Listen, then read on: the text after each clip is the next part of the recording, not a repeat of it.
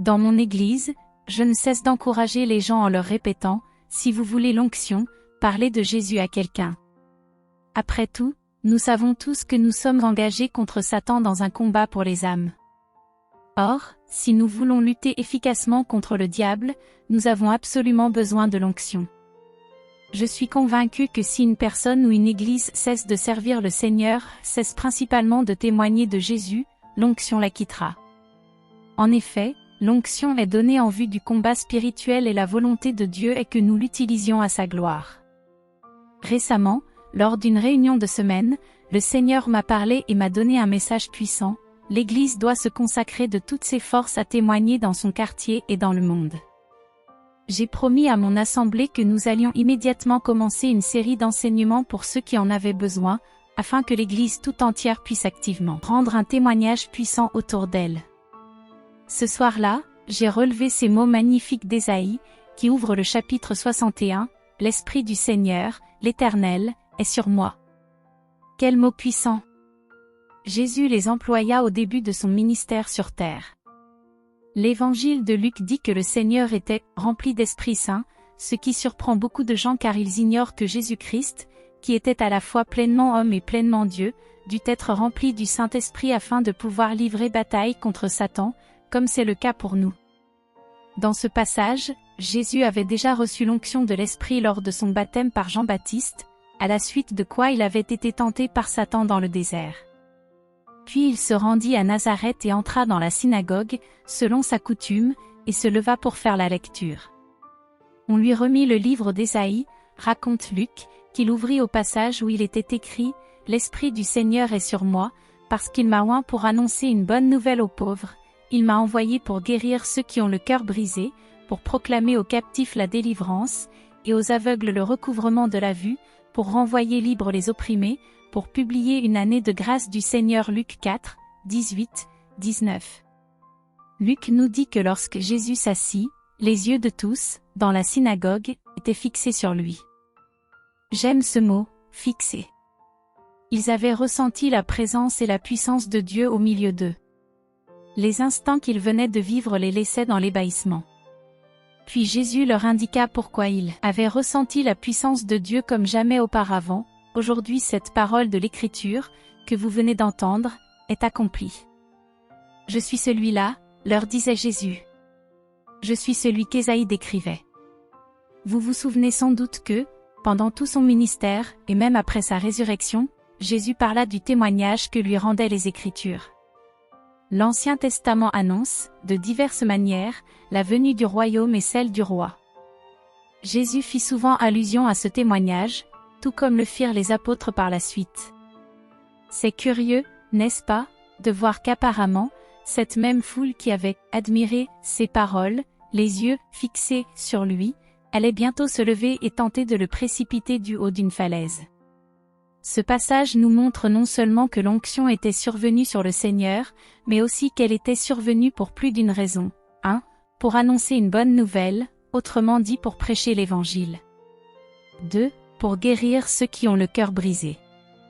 3. Pour proclamer aux captifs la délivrance. 4. Pour accomplir des miracles. 5. Pour libérer les opprimés. 6. Pour publier une année de grâce du Seigneur. Or c'est la même chose pour nous. En tout premier lieu, si nous voulons recevoir l'onction, nous devons annoncer une bonne nouvelle aux pauvres. Après tout, c'est bien dans ce but que le Saint-Esprit est survenu sur vous, pour que vous soyez un témoin. Pourquoi aux pauvres? Certes, Jésus s'identifia souvent à ceux auxquels il manquait l'argent et le toit nécessaire. Mais ce n'est pas la seule raison, sans le Seigneur, nous sommes tous spirituellement pauvres. Nous devons donc prêcher l'Évangile, annoncer la bonne nouvelle. Selon Ésaïe et Luc, l'onction est aussi destinée à guérir ceux qui ont le cœur brisé. Quelle nouvelle formidable pour notre monde peuplé d'hommes et de femmes au cœur brisé. Ah, tout ce que le Saint-Esprit pourrait accomplir si nous étions disponibles. Tout ce dont il a besoin, c'est d'un vase abandonné entre ses mains. Êtes-vous prêt à être ce vase aujourd'hui?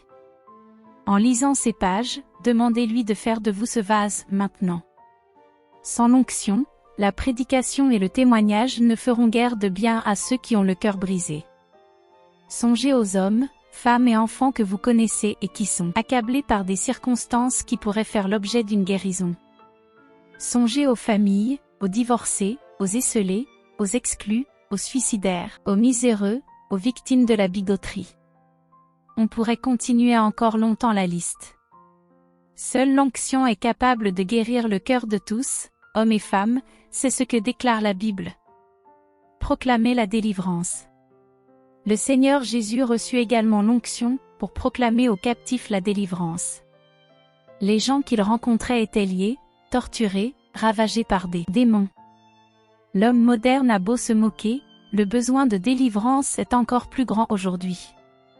Songez à tout ce qui remplit chaque jour nos journaux et nos émissions de télévision, à l'esclavage, à l'état de captivité horrible que cela révèle, l'alcool et la drogue, la fornication et l'homosexualité, les religions mensongères et la sorcellerie, l'argent sale et le matérialisme. Nous lisons en Marc 16h17 que le Seigneur Jésus déclara, « En mon nom, ils chasseront les démons ». Le Saint-Esprit est la seule puissance sur terre qui soit capable d'anéantir la puissance de Satan. Or le Seigneur vous a donné cette puissance, à vous qui êtes croyants. Frères, nous devons nous mettre à l'œuvre. Jésus déclara également qu'il avait reçu l'onction pour proclamer aux aveugles le recouvrement de la vue. Il n'y a pas que des aveugles sur le plan physique, mais aussi dans le domaine spirituel. Jésus est la réponse dans les deux cas de figure. Dans sa liste des œuvres que l'onction permet d'accomplir, dans son propre cas comme dans le nôtre, on trouve aussi le fait de renvoyer libres les opprimés. À l'instar de la captivité, le règne affreux de l'oppression ronge toutes les nations du monde. Seule la puissance de Dieu pourra y mettre un terme. Le prince de ce monde de ténèbres est le maître de l'oppression et il ne pourra être vaincu que par la puissance de Dieu. Voilà pourquoi, chers lecteurs, les témoins dont parle Acte 1:8 doivent être revêtus de l'onction du Saint-Esprit, de la puissance de celui qui est le Dieu Tout-Puissant. La dernière des œuvres, mais certainement pas la moindre, que Jésus cita comme faisant partie de sa mission, consiste à publier une année de grâce du Seigneur. Voici le moment, annonça-t-il, le moment de la grâce. Le Sauveur du monde est venu apporter le salut à l'humanité avant que ne vienne la fin. Les temps à venir. La Bible parle beaucoup des temps de la fin. Afin d'étayer notre propos, j'aimerais aussi partager avec vous certaines des promesses à propos desquelles le Saint-Esprit m'a montré qu'elles s'accompliront dans la vie des croyants lorsque ces temps approcheront. Voici ce que nous dit la Bible en Acte 3:19-21. Repentez-vous donc et convertissez-vous, pour que vos péchés soient effacés, afin que des temps de rafraîchissement viennent de la part du Seigneur, et qu'il envoie celui qui vous a été destiné, le Christ Jésus. C'est lui que le ciel doit recevoir jusqu'au temps du rétablissement de tout ce dont Dieu a parlé par la bouche de ses saints prophètes d'autrefois. Par la bouche de Pierre, le Saint-Esprit annonça que tout ce qui avait été promis, tout ce que les prophètes avaient déclaré, se réaliserait et s'accomplirait avant le retour de Jésus-Christ sur la terre.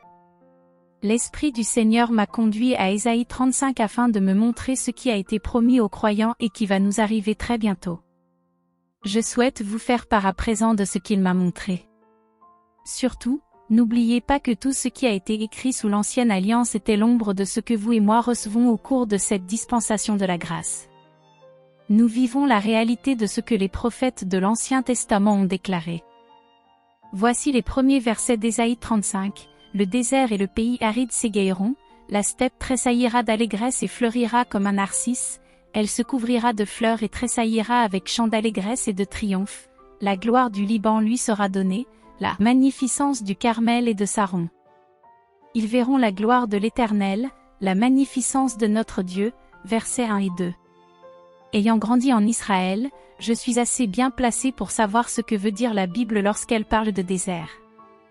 On y trouve notamment des serpents, des scorpions, la mort et la sécheresse. Le désert représente le croyant desséché, qui vit dans cette sécheresse spirituelle, au milieu des serpents, etc. Mais Dieu promet que le jour viendra où cette existence desséchée et vide sera bénie par l'abondante puissance de Dieu. Comment la vie et la bénédiction seront-elles données à ce lieu sec et vide? Ésaïe continue en disant que la gloire du Liban lui sera donnée. Je me souviens qu'à l'époque où j'étais enfant, les jours où soufflaient les vents du Liban, du nord, je sentais les magnifiques cèdres du Liban. Or, quand la Bible parle de la gloire du Liban, c'est à ces cèdres qu'elle fait référence.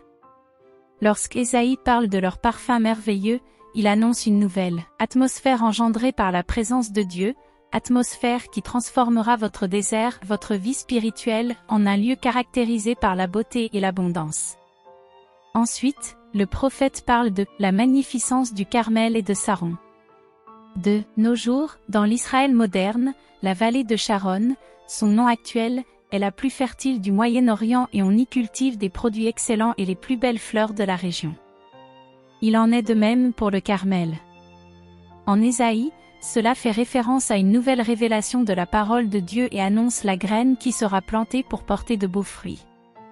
Ils verront la gloire de l'Éternel, déclare ensuite Ésaïe, la magnificence de notre Dieu. Il parle d'une vision nouvelle de la gloire de Dieu.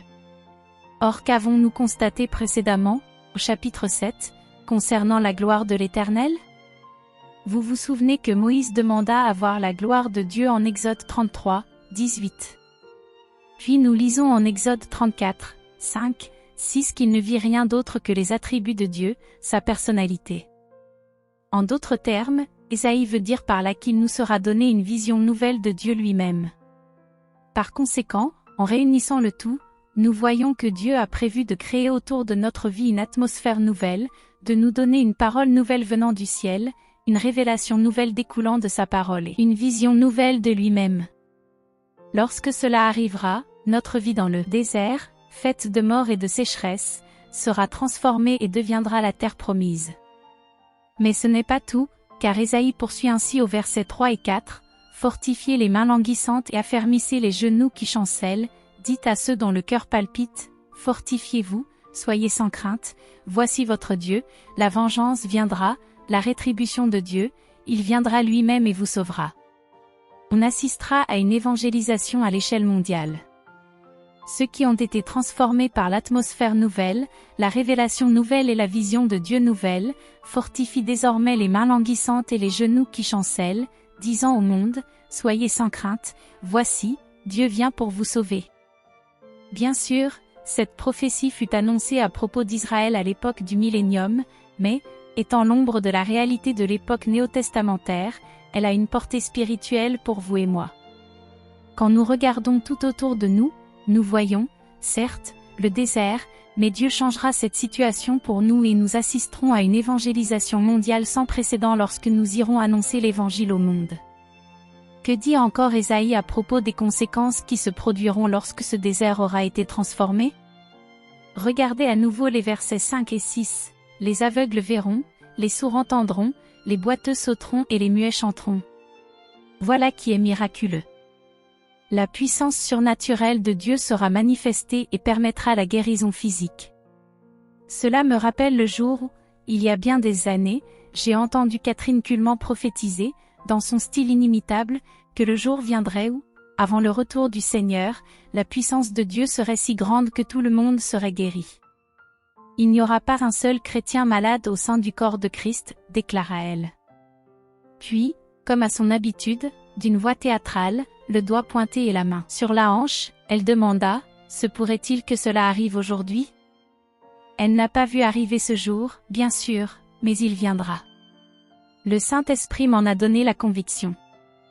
Nous ne devrions pas faire preuve de scepticisme quant à la volonté de Dieu de manifester ainsi sa puissance sur son peuple.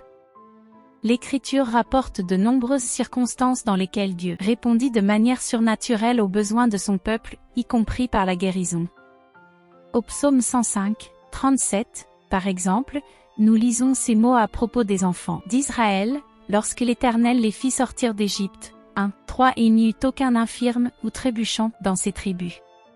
C'est là l'expression d'un splendide état de santé durable. Une santé divine, pas seulement une guérison divine. Une guérison définitive. J'ai l'assurance que le jour viendra où tous les croyants seront en bonne santé. Voici en effet un argument déterminant, si Dieu fut prêt à guérir tout son peuple sous la loi de Moïse, à combien plus forte raison guérira-t-il sous la grâce? De plus, lorsque Jésus opéra des guérisons au cours de sa vie sur la terre, il était sous la dispensation de la loi, par conséquent, à combien bien plus forte raison sommes-nous susceptibles d'être guéris sous la dispensation de la grâce? Aussi n'est-il pas étrange qu'Ésaïe ait prophétisé que lorsque notre désert deviendra un pays merveilleux, Dieu opérera des guérisons miraculeuses pendant cette période d'évangélisation mondiale. Mais Ésaïe ne s'arrête pas là, le chapitre 35 se poursuit en effet en annonçant une troisième conséquence, car des eaux jailliront dans le désert et des ruisseaux dans la solitude. Le mirage se changera en étang et la terre desséchée en source d'eau. Une onction nouvelle et puissante se répandra sur notre désert et des fleuves d'eau vive sortiront, jailliront de nous. Cela ne passera pas inaperçu. Ce pourrait être comme une double part d'onction qui donnera naissance à des torrents, des étangs et des fontaines. Ce sera un prodigieux baptême du Saint-Esprit. Pendant cette période, l'action de l'Esprit se fera à travers nous. En Joël 3, 1 et en Actes 2, 17, Dieu n'a pas dit qu'il déverserait son esprit, mais qu'il le répandrait. L'image n'est pas verticale, mais horizontale, c'est donc qu'il nous utilisera. Cette transformation aura une quatrième conséquence, qu'Ésaïe annonce en ces termes. Dieu délivrera son peuple de toute influence démoniaque. Les chacals, qui représentent ici les démons, étaient couchés dans l'herbe et leur repère était inutilisable, mais ils seront chassés et leur emplacement sera réhabilité. Cinquièmement, la sainteté viendra habiter dans le corps de Christ, comme l'annonce symboliquement le verset suivant. Il y aura là un chemin frayé, une route, qu'on appellera la voie sainte, nul impur n'y passera, elle sera pour eux seuls, ceux qui la suivront, même les insensés, ne pourront s'égarer. La sainteté sera si grande qu'elle stabilisera même les indécis. Ils cesseront de papillonner de côté et d'autre. La sixième conséquence sera celle-ci. Sur cette route, point de lion, nulle bête féroce ne la prendra, nul ne s'y rencontrera, les délivrés y marcheront. 35, 9. Cela signifie tout simplement que Satan et ses démons seront totalement absents du corps de Christ. Et enfin, les rachetés de l'Éternel retourneront, ils iront à Sion avec chant de triomphe, et une joie éternelle couronnera leur tête, l'allégresse et la joie s'approcheront, la douleur et les gémissements s'enfuiront. 35, 10. Je pense que ce verset fait référence au retour de Jésus-Christ. En effet, c'est seulement là que le chagrin et les gémissements pourront s'enfuir. Vous accomplirez des œuvres plus grandes. La Bible déclare que ces choses viennent du Seigneur, or, quand nous regardons autour de nous, rien ne paraît plus incroyable. Pourtant, Jésus déclara dans un autre passage de l'Écriture, « Celui qui croit en moi fera, lui aussi, les œuvres que moi je fais, et il en fera de plus grandes, parce que je m'en vais vers le Père. » Jean 14, 12. Voilà bien une affirmation stupéfiante. La Bible déclare ici qu'il y a une chose que Jésus ne pouvait pas faire et que nous sommes en mesure d'accomplir. Pendant des années et des années, ce verset me déconcertait. Je me disais, quelle œuvre pourrait être plus grande que celle que le Seigneur a accomplie, plus grande que de ressusciter les morts, de chasser les démons, de calmer la mer, d'ordonner au vent de se calmer et de guérir les boiteux, les aveugles et les sourds? Qu'est-ce qui est plus grand que cela? Puis, un jour, le Saint-Esprit m'a révélé quelque chose qui a transformé ma vie. Celui qui fut capable de rappeler Lazare d'entre les morts et de calmer les flots ne pouvait pas dire « Regardez-moi, je suis un pécheur sauvé par la grâce de Dieu. J'étais jadis perdu, mais j'ai été retrouvé, aveugle, mais désormais je vois, lié, mais maintenant libre. » Le péché n'a jamais touché le Fils sans tache du Dieu vivant. Il est le seul qui ait mené une vie parfaite. Aujourd'hui, par conséquent, vous et moi pouvons nous tenir devant ce monde de ténèbres et dire « Regardez-moi et voyez ce que Jésus a fait. » La nouvelle onction qui va venir sur nous lors de la transformation de notre désert, selon ce qu'Ésaïe a annoncé, nous permettra d'être ses témoins, et des œuvres plus grandes seront accomplies d'une manière encore jamais égalée. Songez à cela, le jour vient où l'onction du Saint-Esprit sur nous sera si grande que nous assisterons à une évangélisation à l'échelle mondiale, à des manifestations surnaturelles dans le monde entier, à une nouvelle onction de puissance, à la délivrance par rapport à toute influence démoniaque au sein du corps de Christ, à la généralisation de la sainteté dans toute l'Église, à l'absence totale de Satan parmi les croyants, au retour du Seigneur et à l'enlèvement de l'Église. Quelle heure palpitante nous vivrons! Êtes-vous prêt à payer le prix nécessaire pour que votre désert soit transformé? La voix du Seigneur. Il est une chose que la Bible dit clairement à propos de cette transformation: nous connaîtrons le Seigneur et sa gloire, et nous entendrons sa voix. Avant de clore ce chapitre, j'aimerais vous dire encore quelque chose de très important sur la manière de discerner la voix de Dieu. En effet, c'est en connaissant sa voix que nous connaîtrons sa puissance. Acte 1. 4 indique que le Christ ressuscité recommanda aux apôtres de ne pas s'éloigner de Jérusalem, mais d'attendre la promesse du Père dont, leur dit-il, vous m'avez entendu parler. Il connaissait déjà sa voix avant qu'il leur annonce qu'il recevrait la puissance, au verset 8. Une fois que vous connaîtrez sa voix, vous serez conduits comme Philippe le fut un jour, Acte 8, 26, lorsqu'un ange du Seigneur lui dit d'aller du côté du Midi, sur le chemin désert qui mène à Gaza. Philippe rencontra alors un eunuque éthiopien sur un char. L'Esprit dit à Philippe de courir pour rattraper l'eunuque, ce qu'il fit. Puis Philippe engagea la conversation avec lui, monta dans son char et écouta le passage de l'Écriture qu'il était en train de lire. Comme l'eunuque lui demandait ce que signifiait ce texte, Philippe ouvrit la bouche, commençant par ce texte, lui annonça la bonne nouvelle de Jésus, verset 35. Si cet homme se convertit et fut baptisé, c'est tout simplement parce que Philippe avait obéi à l'Esprit, sur quoi l'onction s'était manifestée lorsqu'il avait ouvert la bouche et annoncé la bonne nouvelle de Jésus. Pour recevoir l'onction, il est essentiel d'entendre et d'obéir à la voix de Dieu. À vous aussi, l'onction sera donnée lorsque vous deviendrez un témoin de Jésus. Quand l'onction surviendra, vous devrez réagir. Si vous n'êtes pas là pour capter l'onction de l'Esprit, il se peut qu'elle ne croise jamais plus votre chemin. Veillez sur l'onction, prenez en soin comme d'un bien précieux. Quand vous connaîtrez le Saint-Esprit et sa manière d'agir, vous serez prêt à tout moment. Parfois, il agit avec une telle rapidité qu'on en a presque la tête qui tourne. Je crois que c'est pour cela que Philippe courut, il savait que l'occasion s'offrait à lui de gagner une âme à Christ. À d'autres moments, l'Esprit agit lentement et il convient de se laisser porter à son rythme en attendant qu'il prenne l'initiative. N'oubliez jamais une chose, ce n'est pas lui qui vous suit, mais vous qui le suivez. Vous devez apprendre à entendre sa voix. Sans connaître sa voix, vous ne pourrez connaître sa puissance. Comme je l'ai dit, nous voyons en Acte 1, 4, 8 que les apôtres ne reçurent pas la puissance avant d'avoir entendu la voix de leur maître. Il vous conduira forcément à gagner des âmes pour son royaume. Mes chers amis, en Jean 10, 3, 4, Jésus dit très clairement qu'il nous appellera par notre nom et nous conduira. Entendez-vous sa voix? Jésus dit que ses brebis le suivront parce qu'elles connaissent sa voix. En Jean 10, 27, Jésus réitère ce message important à tous les croyants: mes brebis entendent ma voix, moi, je les connais, et elles me suivent. Si vous dites connaître Jésus, vous devriez entendre sa voix et marcher à sa suite dans votre vie. Mais ce n'est pas tout. Nous devons le suivre chaque jour. Entendre sa voix chaque jour. Le psaume 95, 7 nous exhorte en disant que nous devons écouter la voix de Dieu chaque jour.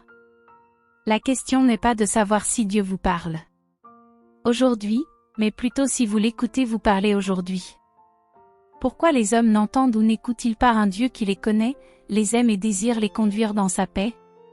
Si nous ne l'entendons pas, c'est en partie parce que nous refusons de l'écouter. Le psaume 95, 8 nous met en garde contre le risque d'endurcir notre cœur et de tourner le dos à Dieu. Pour entendre la voix de Dieu, il faut que vous désiriez être avec lui. Passez des moments de communion avec lui dans la prière et l'adoration. Si vous vivez dans le péché et que vous ne vous êtes pas repenti, vous devez revenir à lui en lui demandant sa grâce et sa miséricorde. Conformément à la mise en garde d'Hébreux 12, 25, nous ne devons pas le repousser. Pour résumer, que devez-vous faire pour avoir de nouveau accès à sa présence et pour entendre sa voix dans votre vie aujourd'hui? Premièrement, vous devez vous défaire de tout ce qui vous distrait. Les versets d'Ésaïe 30, 15 et 21 parlent de revenir à Dieu dans le calme et la confiance, et de l'écouter tandis qu'il guide nos pas. Nous devons consacrer notre attention avant tout à Dieu. Deuxièmement, en lui faisant entendre votre propre voix dans la prière, vous entendrez la sienne en retour. N'oubliez pas que vous ne connaîtrez jamais la voix de Dieu sans la présence du Saint-Esprit. Dès lors que vous vous déferez de tout ce qui vous distrait et laisserez l'Esprit survenir sur vous, Dieu vous parlera. Ensuite, Jésus entendait la voix de Dieu parce qu'il cherchait constamment la volonté de Dieu. S'il entendait, c'est parce qu'il obéissait, Jean 5, 30. Enfin, Dieu nous appelle à avoir faim et soif de la justice, Matthieu 5, 6. Ainsi qu'à prier et à chercher sa face, 2 Chroniques 7, 14. Aujourd'hui, Dieu vous appelle à revenir à lui. Prenez dès à présent un moment pour l'écouter, je sais que vous entendrez sa voix. Êtes-vous prêt à connaître sa puissance dans votre vie? Faites maintenant silence et laissez-le vous parler. Écoutez-le vous dire aujourd'hui, voici le chemin, marche Y. Ésaïe 30, 21. Alors vous ferez l'expérience de sa présence et de sa puissance.